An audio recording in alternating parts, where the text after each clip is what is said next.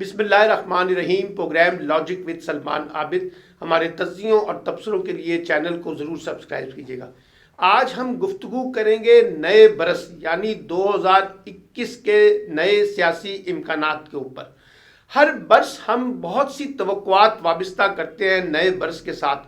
لیکن عمومی طور پر وہ چیزیں ہو نہیں پاتی جو ہماری خواہشات کے مطابق معاملات کو آگے چلنا چاہیے تھا۔ لیکن اب سوال یہ ہے کہ 2021 کا سال جو ہے وہ کیسا رہے گا پاکستان کی سیاست کے تناظر میں۔ اگرچہ ہم نے 2020 کا ایک مشکل سال دیکھا ہے سیاسی محاذ پہ بھی، جہاں حکومت اور اپوزیشن کے درمیان سخت ترین نہ صرف محاذرائی بلکہ بد اعتمادی کی فضا، اور نمبر 2 ہم نے دیکھا معاشی صورتحال میں بھی وہ بہتری نہیں آ سکی جس کا دعویٰ کیا جا رہا تھا، اور اس کی ایک بڑی وجہ کورونا کی وبا تھی۔ جس قسم کا کورونا پھیلا اس نے پوری دنیا کی معیشت کو جکڑا اور پوری دنیا کی معیشت کو ہلا دیا، تو پاکستان کی معیشت نے بھی خراب ہونا تھا ایک بات۔ اور اسی طریقے سے جو اصلاحات کا پیکج تھا یا جو اصلاحات کا منصوبہ تھا حکومت پاکستان کا، وہ بھی اس طرح سے آگے نہیں بڑھ سکا۔ تو مجموعی طور پہ 2020 ہم نے کافی مشکل حالات میں گزارا ہے۔ اب 2021 کیا ہوگا، اس کی موٹی موٹی باتیں جو مجھے سمجھ آتی ہیں میں آپ کے سامنے پیش کرنے کی کوشش کروں گا۔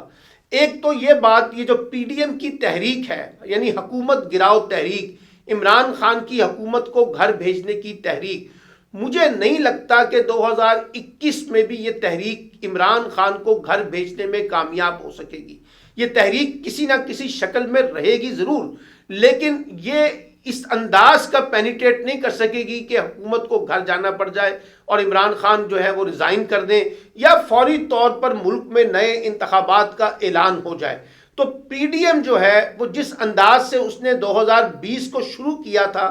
2021 میں بھی وہ یہ محاذرائی کو جاری رکھے گی۔ حکومت کو گرانے کی باتیں ہوتی رہیں گی لیکن حکومت نہیں گرے گی، ایک بات۔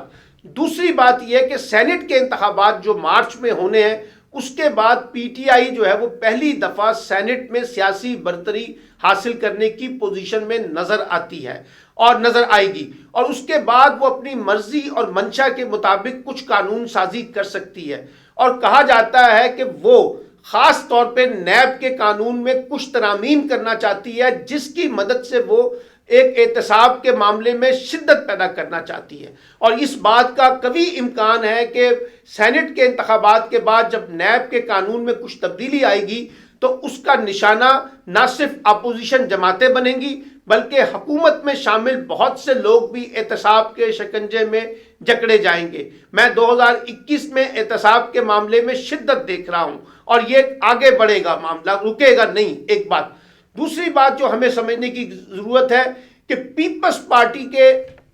پی ڈی ایم کے ساتھ فاصلے بڑھیں گے۔ پی ڈی ایم کی سیاست اور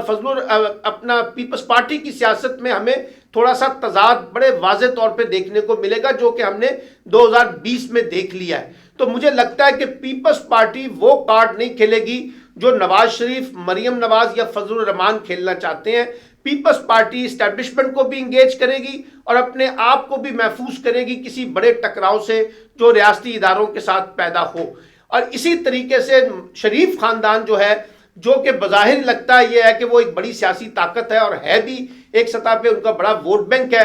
مریم نواز نے بہت زیادہ محنت بھی کی ہے، لیکن میں 2021 میں کوئی بڑا سیاسی فیوچر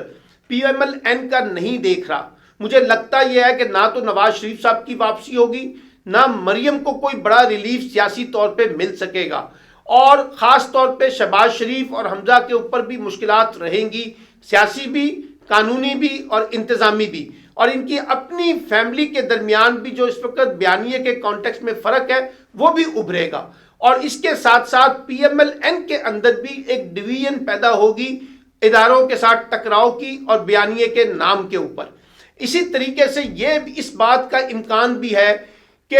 مارچ کے سینٹ کے انتخابات کے بعد گلگت بلتستان کو ایک آفیشل صوبہ ڈکلیئر کیا جا سکتا ہے۔ اس میں حکومت اور اپوزیشن ایک پیج پہ بھی ہو سکتے ہیں۔ آپ کو یاد ہوگا کہ چند ماہ قبل آرمی چیف نے تمام پارلیمانی جماعتوں کو بلا کر اس مسئلے پر بریف بھی کیا تھا اور ان کا اعتماد بھی حاصل کیا تھا، تو اس بات کا امکان ہے کہ گلگت بلتستان کے بعد یہ بات آگے بڑھے گی۔ اسی طریقے سے اس بات کا بھی کبھی امکان ہے کہ اس برس میں کچھ سسٹم کے اندر تبدیلی کی باتیں بھی کی جا رہی ہیں نا، اس میں بھی تھوڑی سی پیش رفت ہم دیکھ سکتے ہیں۔ اور کہا جاتا ہے، یہ جو عمران خان صاحب نے تقریر کی کہ ہمیں گائیڈ نہیں کیا جاتا، ہماری تیاری نہیں ہوتی، اس تناظر میں بہت سے حلقوں میں نہ صرف سیاسی بلکہ انتظامی اور اہل دانش کی سطح پر بھی یہ بحث موجود ہے کہ کیا کوئی نظام تبدیل ہونے کی طرف جا رہا ہے۔ اور کہا جاتا ہے کہ جون کے بعد جب مئی میں بجٹ پیش ہو جائے گا تو جون کے بعد اس بحث میں شدت آئے گی اور آپ کی انہی موجودہ پارلیمنٹ کے اندر یہ بحث ہوگی،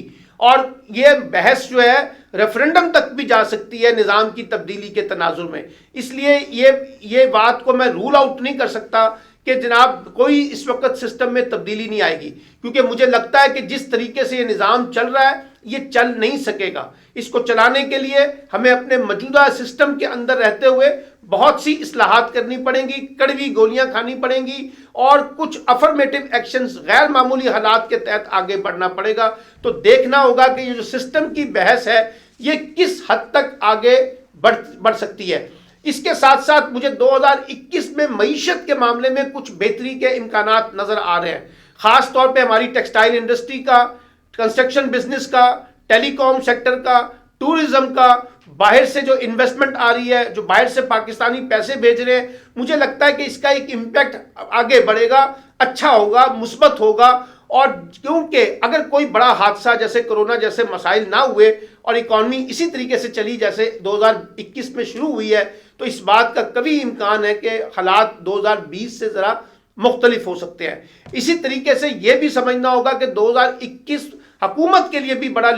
جسے کہتے ہیں کنجی کا سال ہے، اس لیے کہ اگر حکومت نے 2021 میں پرفارم نہ کیا تو 2022 جو الیکشن ایئر ہے اس کو کافی مشکلات کا سامنا کرنا پڑے گا۔ حکومت کو بھی یہ پرسپشن اسی برس بلڈ کرنا ہے کہ انہوں نے پرفارم کیا ہے، اس سے لوگوں کو ریلیف ملا ہے، اور یہ صرف حکومتی دعووں میں نظر نہیں آنا چاہیے بلکہ لوگوں کو واضح طور پہ نظر بھی آنا چاہیے کہ یقینی طور پر ان کے حالات پہلے سے بہتر ہوئے ہیں، روزگار کے مواقع پیدا ہوئے ہیں۔ تو اس لحاظ سے یہ برس حکومت کی کارکردگی کے تناظر میں بھی میرے نزدیک بہت امپورٹنٹ ہے۔ اسی طریقے سے خارجی سطح کے اوپر میں سمجھتا ہوں ہندوستان کے ساتھ کوئی بڑا بریک تھرو ہونے کا امکان نہیں ہے، اور خاص طور پہ کشمیر کے اوپر بھی کوئی بڑا بریک تھرو نہیں ہوگا۔ مجھے لگتا ہے کہ جو موجودہ سٹیٹس کو ہے وہ جاری رہے گا، اور جب تک سی پیک کا معاملہ آگے نہیں بڑھ پاتا اس وقت تک ہندوستان کے ساتھ تعلقات بہتری کی طرف نہیں آ سکیں گے۔ اور اسی طریقے سے میں سی پیک کے اندر بھی ایک ڈیولپمنٹ دیکھ رہا ہوں کہ سی پیک کے کانٹیکس میں ایک بڑا کام جو ہے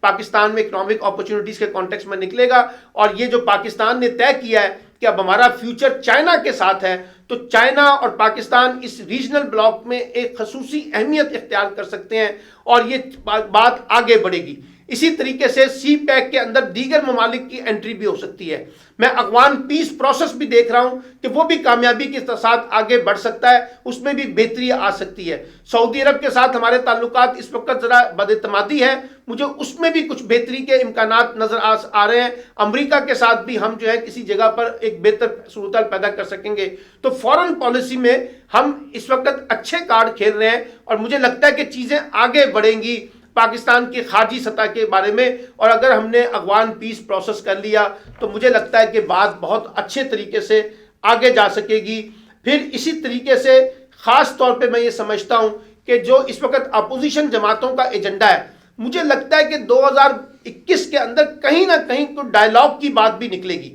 اور ڈائیلاگ بھی کسی سطح سے جنریٹ ہو سکتا ہے، کیونکہ یہ مکمل ڈیڈ لاک نہیں رہ سکتا جو اس وقت حکومت اور اپوزیشن کے درمیان ہے۔ تو مجھے لگتا ہے کہ یہ 2021 کا برس جو ہے 2020 سے نہ صرف مختلف ہوگا بلکہ کچھ بہتری کے نئے امکانات کو بھی پاکستان میں پیدا کرنے کا سبب بن سکتا ہے۔